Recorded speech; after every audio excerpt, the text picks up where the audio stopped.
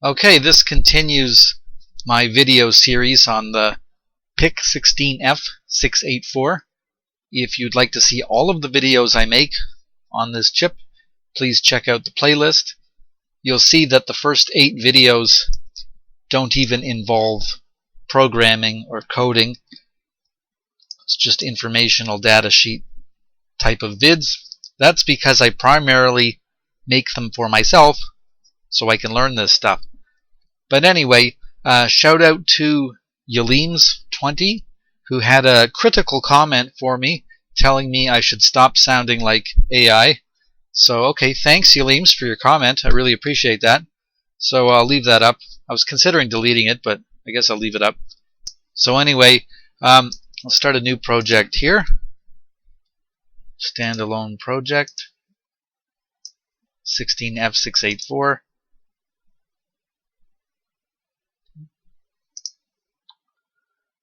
So I use my PIC kit 3, MPASM. I think I might end up using a shift register.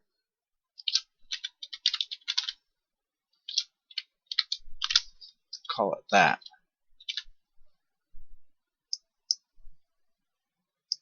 Okay, how do you do this? Source files, new assembly ASM. I'll call it the same thing.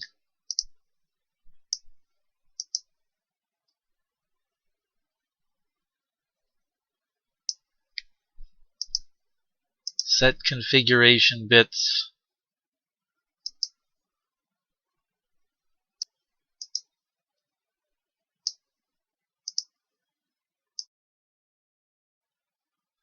Hello and good evening.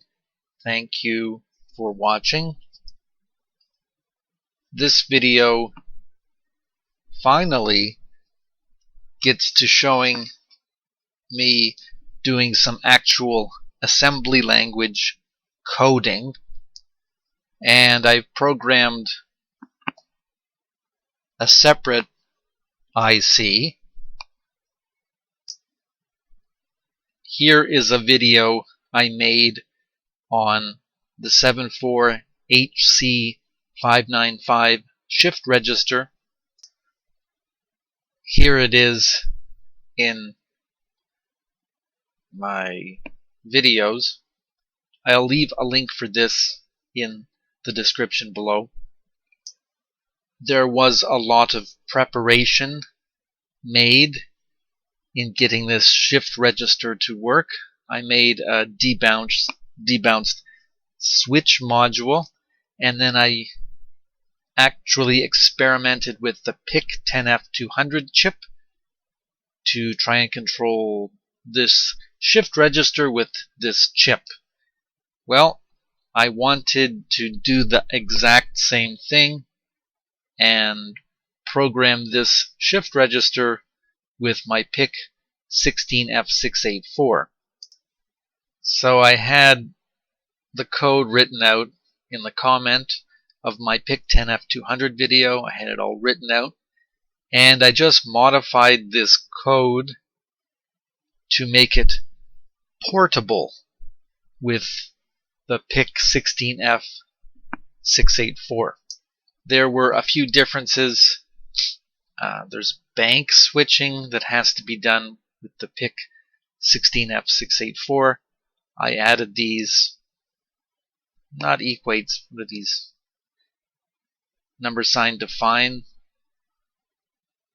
directives, whatever you call those.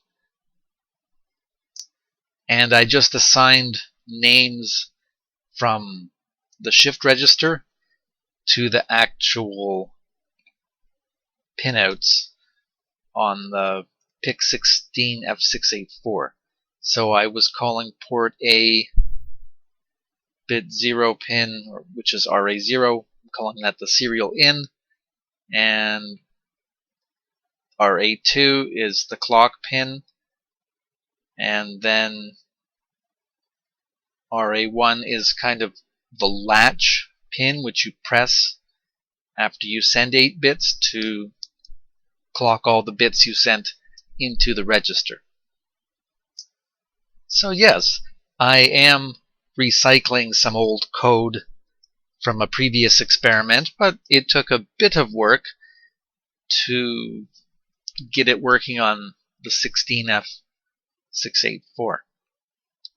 So I will run through it quickly,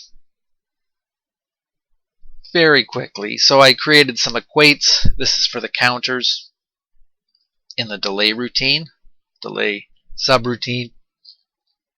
And then there's a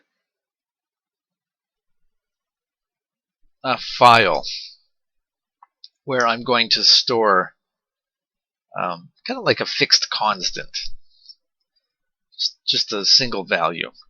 Now this could be modified later. You could have maybe a counter implemented, so instead of just giving it a fixed value, you can send an incremented counter.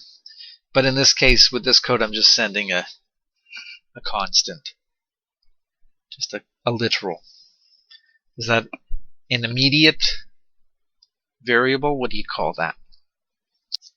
So I set up some equates for the delay routine, some counters, and then just a constant value, and I stored it in an equate I call C1. I could have used the C block directive. Maybe I should have. Oh well, I just assigned them memory addresses in the RAM. Okay, so it needs the org and the initial address to start the program, and then it says go to initialize. I put the setup of setting all the pins to digital and as outputs.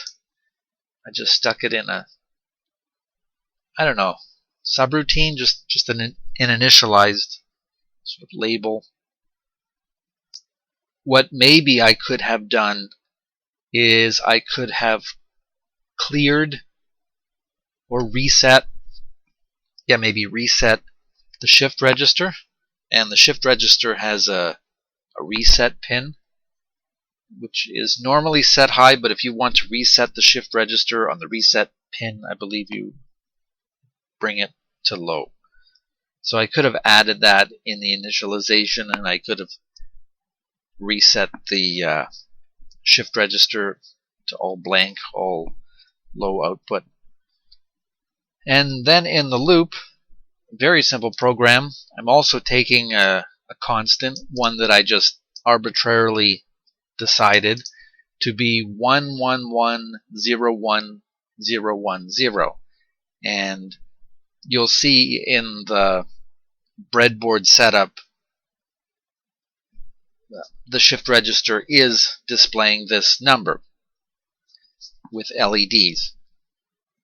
And at the end, I'll just show some pictures of that on the screen, because there's not much video. There's nothing really happening. The shift register is just displaying this value.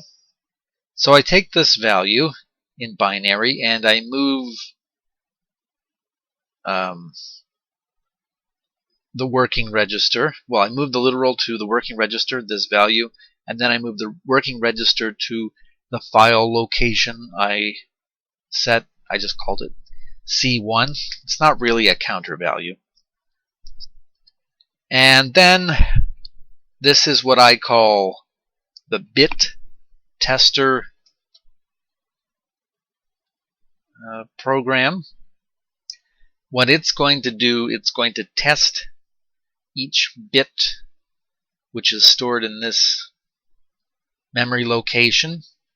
So in this case, it'll bit test C1 and then the least significant bit, bit 0. and bit test the file and skip if it's clear. In this case it will be clear.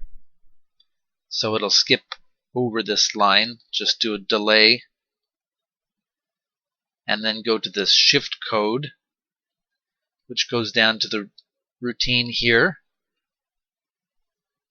and it'll set the clock pin according to whatever the serial pin is doing. The serial input pin will be a low, and then it'll just sort of clock that in. I won't methodically go through this, but just clocks it in, uses a delay routine to do some of that. The next bit that it'll be testing is bit 1. Bit test file skip if clear. Well, in this case, bit 1 is a 1.